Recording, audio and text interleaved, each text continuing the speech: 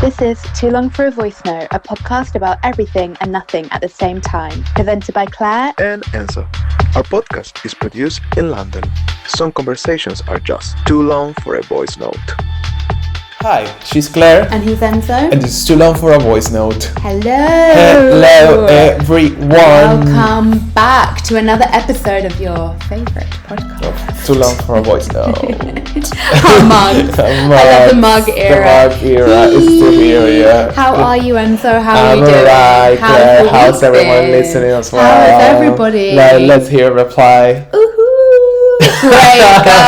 Great guys. We can hear that you're amazing. Now, thank you everyone to tune in. Yeah.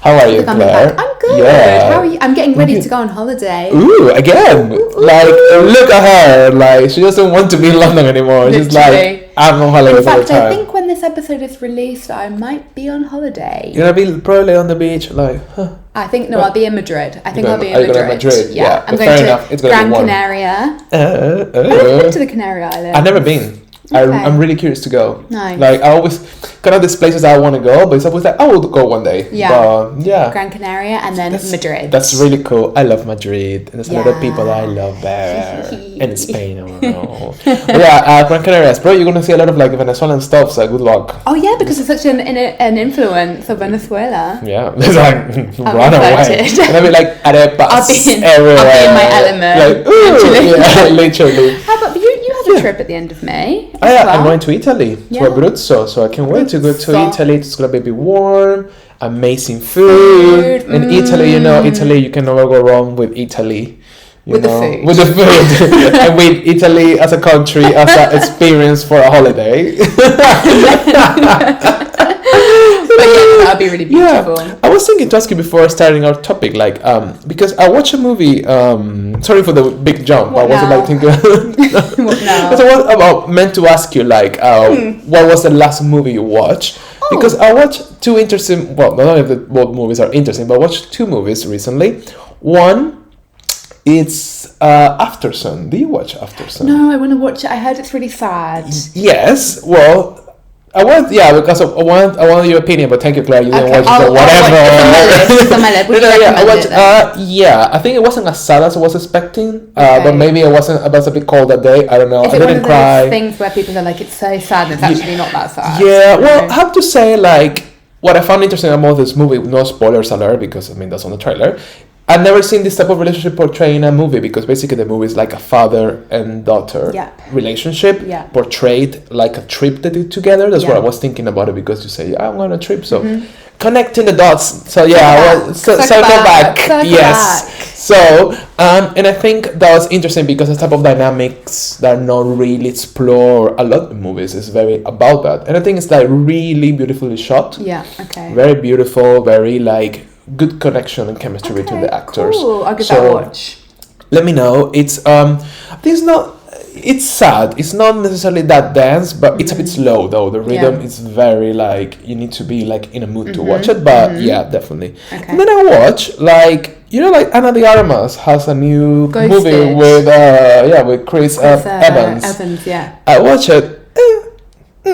I mean, they're both beautiful, but I think it's a bit, like this new, also the impact of J-Lo, because like J-Lo put back this like action romance situations, that kind of crappy movies, but they're kind of like romantic movies, but they're action movies at the same time. Well, this movie is kind of like the same thing. So basically, it's like she's like a spy, and what I found interesting about the dynamic is like, it's very like more modern like point of view, because she's very strong, she's a spy, blah blah blah, and he's a bit more like, he's needy, and he's more like as they portray it in a cliche way women, like in this type of movies, like because he's needy, he's a bit like oh my god, oh my god, you did this to me, he kind of have that more like softer or more like emotional side, which is not portrayed normally in this type of like comedies, things, romantic. So it was fun to watch. And again, they're both very beautiful. Okay. So it's kind of like, okay, but I think I'll give that one a watch. It sounds like it's good for like a night hangover, or like you have nothing to do. Chill. Like it's 9 p.m. You want an hour and a half. What I'm gonna do? Watch the movie.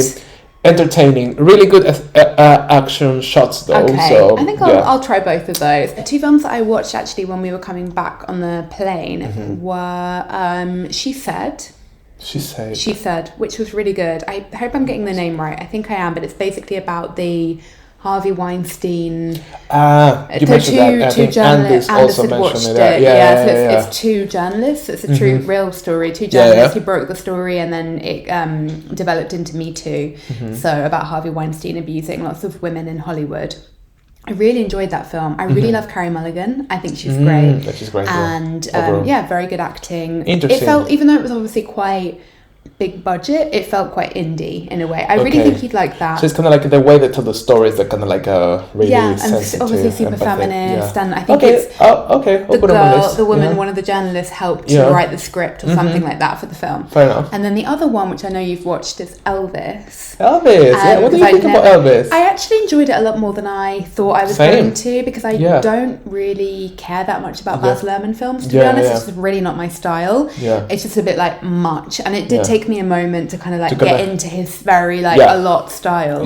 But I really enjoyed it, and also like I didn't know anything about Elvis. Impressive, right? I don't know how accurate. I didn't actually look up like how accurate it apparently was. it's really, really accurate because his family is like they approved the movie. They're friends with Austin Butler. The actor. Austin Butler, whatever. Yes. Butler, Austin, the actor. He was great in it. I watched a funny video. And I was surprised. I was surprised about his performance and his movies overall. So, like, this is my week then. Yep. So time for Enzo's secret topic of the week. My topic this week, Claire, I think it's gonna be a bit different. It's a bit more dynamic, and maybe will like challenge us to be a bit more direct. And more quick. And I want to start before I go to the top. Well, I want to first Is it going to trigger reveal? Yeah, because it could be a bit like, maybe if you put it out of context, it could be a bit weird. So trigger warning. Trigger warning. Anyway, my topic about this week is internet hot takes. Like, what is a hot take? You wonder. Have you heard about what is a hot take? I'm gonna give you a few definitions of the terminology hot take. Okay. Well, basically, this was something that is very like a social media modern terminology, which basically means like having like a really strong opinion about something. Okay. That's a hot take. So when you have a hot take about something, it's because you have regularly or normally, it's normally like a controversial opinion, and it's very like social media internet era terminology, because it's very like, let's say you go to Twitter and you say like your opinion about something in 2 lines, and it can be a bit harsh, it can be controversial, and that create like conversation or create something, or create like something like, most of the time it's controversial. A lot of people think hot takes can be a bit like superficial, or they just done by create like clicks, or like just people, you know, like maybe people feeling entitled to say whatever they want in their minds. So they might not necessarily believe what they're saying. They're just throwing it there to like create a reaction, it could be. Kind of thing. It could be, but maybe also it's kind of like a place for people being like really like ruthless, or maybe like having like being very like blunt about what they're saying, just for being like very like controversial or something. Makes sense. But it's kind of like opinion that it cannot be exactly right or wrong, but sometimes it can be very hurtful, and that's the point of it. And sometimes people be very blunt about what they say, and they can be controversial, or sometimes they can be really like direct. But what I found interesting about this is that this actually sometimes create a huge conversation around them. So maybe like let's say like a mean commentary about someone or something on the internet, it can open a discussion, and it actually can become something bigger. Okay. So it's kind of like a hot take becomes like a bigger take of things. Wow. You know. So have you got any examples? So for example, my point of this, and what I wanted to go with you in this journey is, I have a few hot takes, internet hot takes of topics that can be controversial. They can be a bit like, Yeah, okay. And the thing is, I would like to explore with you like some hot HotTakes of internet, but like let's talk about them like in a brief way. Like let's say if we manage, because we talk a lot, guys, but let's say I'm gonna throw like 3 topics and we're gonna discuss them as much as we can. Very blunt. Yeah. I want us to be blunt and be real and very like be real. Yeah. And very like as honest as we can be on these topics, because I think that's the point of it as well. And kind of like, because this is basically what happens when someone throws like a hot take. It could be very like maybe superficial, but then it creates bigger conversation. And sometimes it creates changes as well. Like people, for example, speaking against like someone, and then this create like a movement of people being like, no, this is not right, this is not wrong, and then it becomes like something on the internet. Kind of like Me Too, escalates. For example, probably Me Too was, it could be someone saying like, oh, women should be allowed to speak their minds at work when men are abusive. And then that become a lot of people saying like, I agree. And then maybe an article came out of it, someone say like, yes, this. You know, it's kind of like, it can actually it could inspire something bigger. So I think that's something interesting to explore. Let's get into the hot takes. Okay, so my first hot take is, let's go. Is it anal sex really painful? Is anal sex really painful? And do you think, and do you agree with this hot take a lot of people has on the internet saying like, oh, women, they do anal sex are really wrong because of something that maybe prostitutes or women that are not okay. Women view anal sex for themselves as interesting. What do you think about this hot take? So what's my opinion on this? Yeah, what's our opinion about this hot take? Do we think anal sex is painful first? And do we think like it's really wrong to do it? Or like it's degrading for women to do anal sex? I think that anal sex is painful, like anything, like vaginal sex, if you don't do it much. Okay. So I think like probably the first time you do it, I think it's really painful. If you haven't done it for a while, then I think just like the vagina, it's painful. But I think if you... As any hole. Exactly, like any hole needs like work and warm up, attention. And like, I also would add something that I think like, when you have a different partner, you need to like address like, because it's different with different people, right? And like maybe some people don't have experience with anal sex, some people do. So I think like, you know, and then regarding the second topic, second question, I think that, I think generally women would view anal sex as something quite degrading for themselves. Or I think maybe that they wouldn't admit to it. But I think probably a lot of people probably do, this is my complete assumption, but I think a lot of people do bum stuff. Like heterosexual people do bum stuff. They just don't admit to it maybe. Because I think it's like a taboo about like having your ass eaten or something like that. It's a really interesting taboo, right? Because I feel like a lot of cases, and that's something that I was saying, like it's a really something around the internet, it's a hot take all the time. It's like people saying like, oh, if you're a woman, like why you would do anal sex, or why you would like put yourself through that.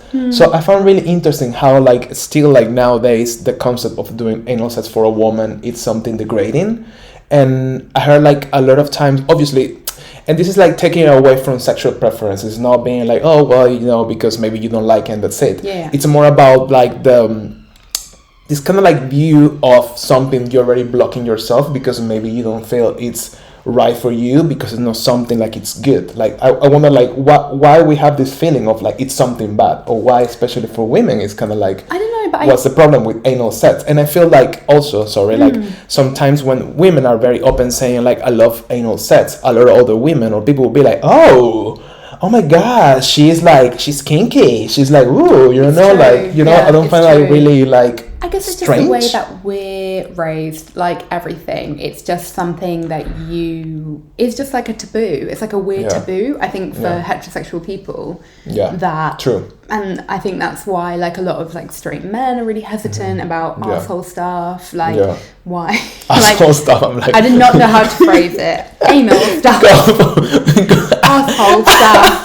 I love it. Asshole stuff. It's like a good t-shirt. Asshole stuff. But it's true. But I think, I mean, trying to think amongst my girlfriends, like, maybe it's like 50-50. Like, some are completely up for that, whatever with it. Some try to persuade their boyfriends to go for it. And the boyfriends won't have it. Which again, I guess in relationship, like a straight relationship, it could be more like an interesting thing, because then maybe like men think like if I do, I'm gonna be gay. Yeah, which has another thing, right? Like, oh, why I would do something that would make it look gay? It's like, well, is it that bad anyway? Like, you know, it comes from another set of things, I guess. But it's so ridiculous when you think about it, right? Because it's like, it's literally a hole.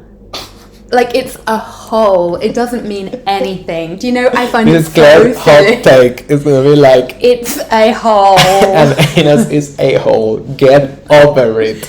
It's just a set of rules. And I say, if you like it, go for it. And if you don't like it and it's not pleasurable for you, then don't do it. That's my take. That's my hot take. That's my hot take. On the butthole. No, I really agree with you, especially because...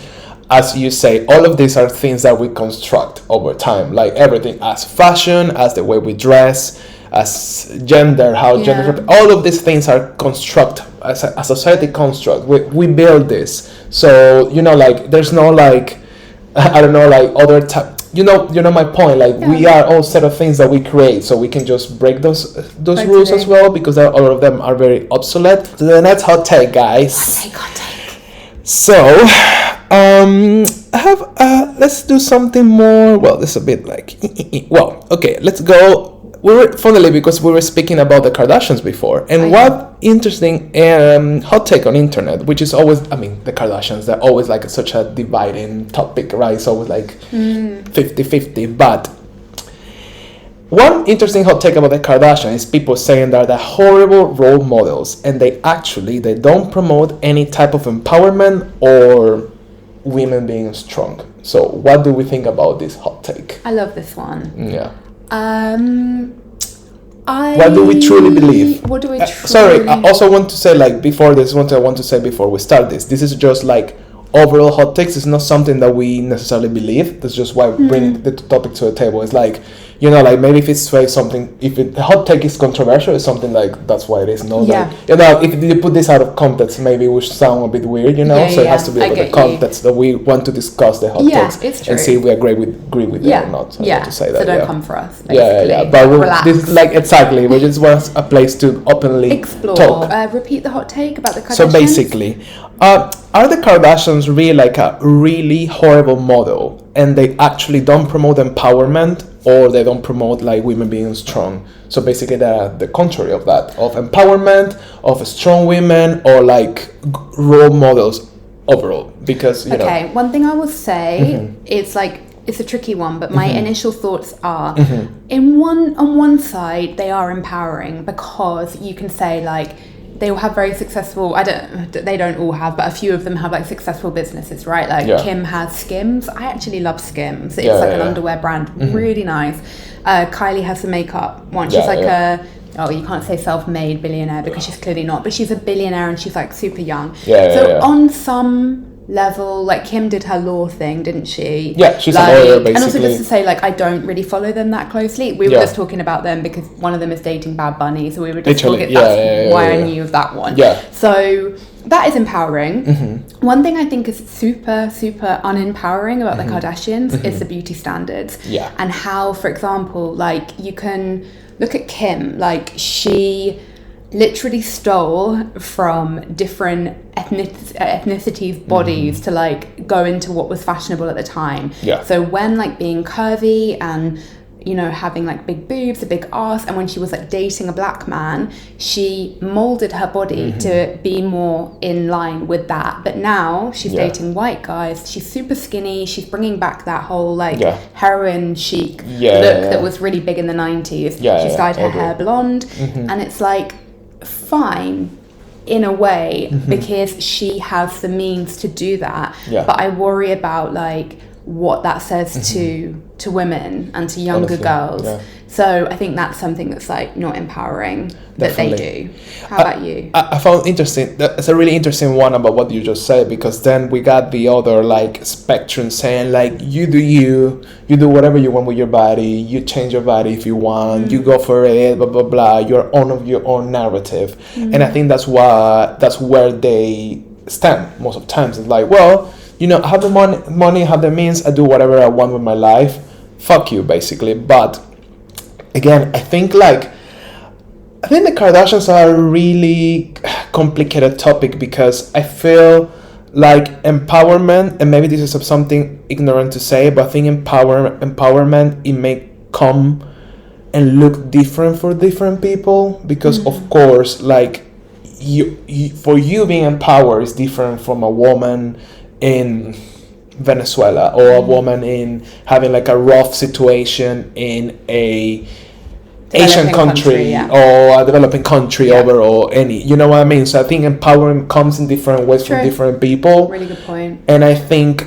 they represent, we have to also remember they're American. Yeah. And sometimes I think we see like these Americans standards, or these like big standards in America for kind of like we plaster all over the whole world, and we have all different things, and maybe they represent something really important for a big amount of people in America, and how they see themselves and how they are. I'm sure a lot of women there were probably, because if you take the chance, if there's a girl that maybe saw Kim, it was like, oh my gosh, she was successful, like shapewear line, I want to do something similar, and they did it, and they have a business now, and they start from zero, they got empowered, or they got like inspired by her, and now like she got something useful and valuable with her life, blah blah blah, she reached her goal. That's empowering, I guess, right? It has like that element. So I think it has like a string, like it may be empowering, but then again, I think also like one thing I was thinking about with Kim was that example of that thing that was floating around probably this time last year of like, nobody wants to work anymore, just do the fucking work, you know, that one.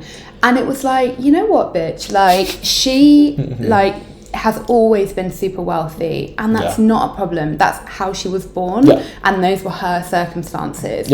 But it's so unfair to say that like people don't want to work when people do work really hard, and they'll never obtain the level of success that her and that family have, because they know everyone. It's like they open a door most likely into a world that a lot of people are never going to be in, and that's fine, but don't criticize people for not working, because you know, she can just, like I said, love that shapewear brand, but like it was never not going to be successful.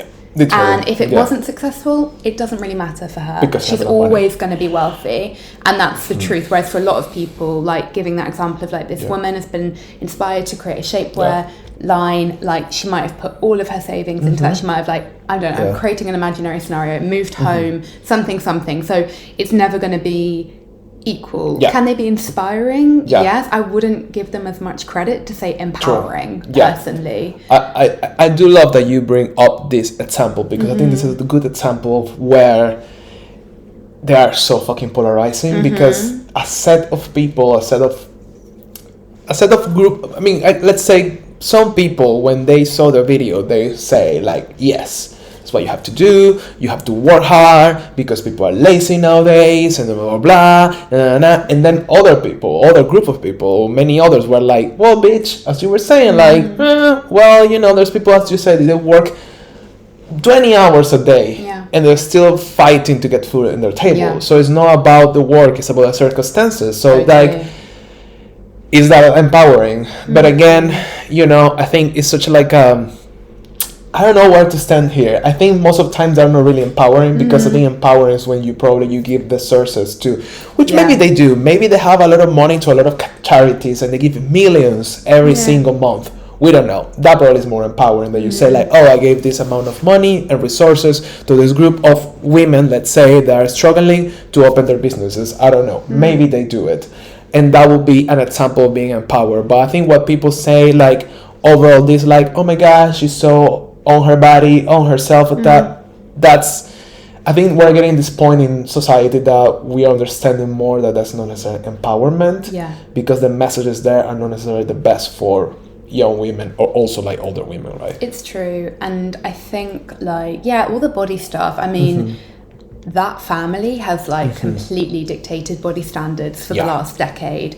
And that's wild. And I think it's just really always really important to remember that like they might be super gorgeous, like we were again talking about it, about the Kendall example of like, can be like super gorgeous, but it's like they've paid for that, and that's fine. Like, for example, an example that I love of this is like Anita, a Brazilian singer.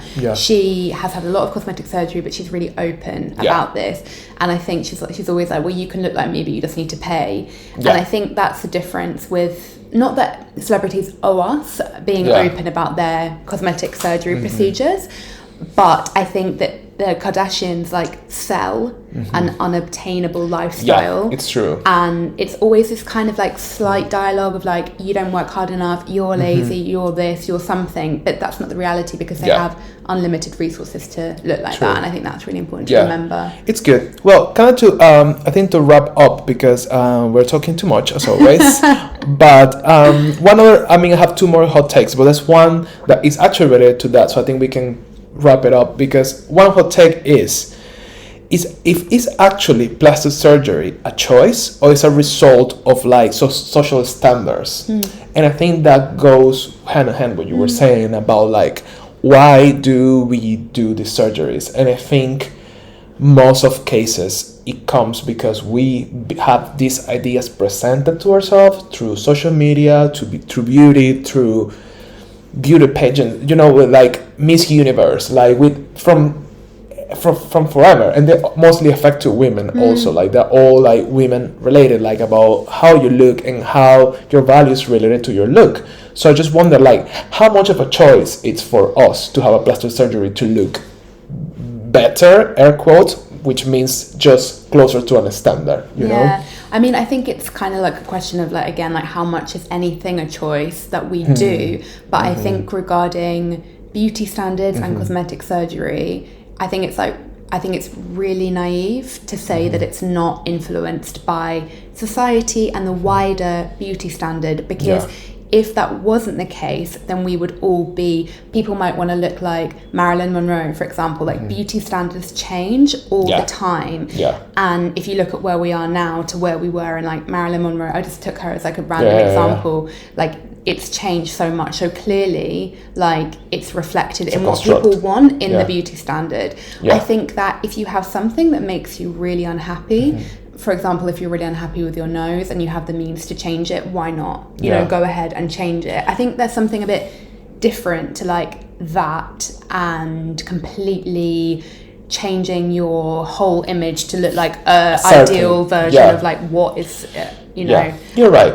And I think also what also scares me sometimes a lot about cosmetic surgery is that, especially for kind of like younger girls, is that I think it's often maybe through like a male lens of like, or a male gaze of like what's attractive. So it's always like big lips, maybe like bigger boobs, tiny waist, like not so much. I mean, the arse, yes, kind of, but that's kind of like going a bit out of fashion. And I think that's somewhere where it would be like, oh my god, like please, if you want to do it, say that you're doing it for yourself. Just please say that you're not doing it for a man.